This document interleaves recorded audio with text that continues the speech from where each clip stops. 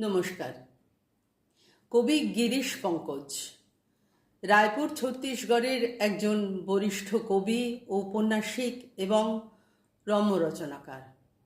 12টার অধিক পত্রপত্রিকার সম্পাদক। তার স্ত্রী কবিতাটি অনুবাদ করেছেন পশ্চিমবঙ্গের বিশিষ্ট কবি বেবি কারফর্মা। কবিতা স্ত্রী।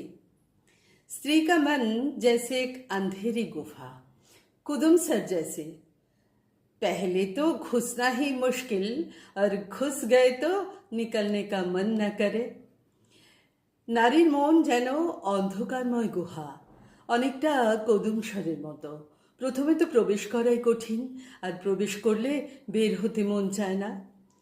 स्त्री जब मान होती है तब ज्यादा मुखर होती है, बोल रही होती है, उसकी आंखें, उसके हाव भाव सब कुछ बोलते हैं। स्त्री की चुप्पी के पीछे छिपकर बैठी रहती है और एक स्त्री। নারী যখন নীরব থাকে তখন সে বেশি চঞ্চল হয়। তখন তার চোখের ভাষা, তার হাব ভাব সব কিছু বলে দেয়। নারীর মধ্যেই লুকিয়ে থাকে অন্য এক নারী। स्त्री को कुछ ऐसे छू कि उसे पता ही ना चले तुम्हारा स्पर्श। प्यार ऐसे करो कि वो प्यार ना लगे और बना रहे जीवन भर फूल की गंध की तरह।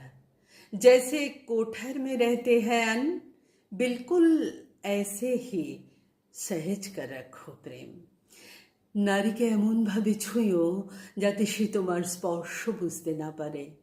ভালো এমনভাবে বেশো যাতে ভালোবাসা দেখানো না হয়। তা যেন ফুলের সুবাসের মতো জীবন ভোর ম ম করে। মরাইতে যেমন ধান থাকে ঠিক ওইভাবে ভালোবাসাকে লালন করো। स्त्रियों को अच्छे लगते हैं प्यार के क्षण, बिल्कुल पवित्र जब स्पर्शिन होती है देह।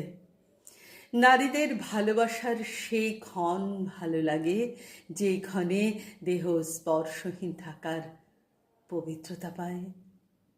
ধন্যবাদ।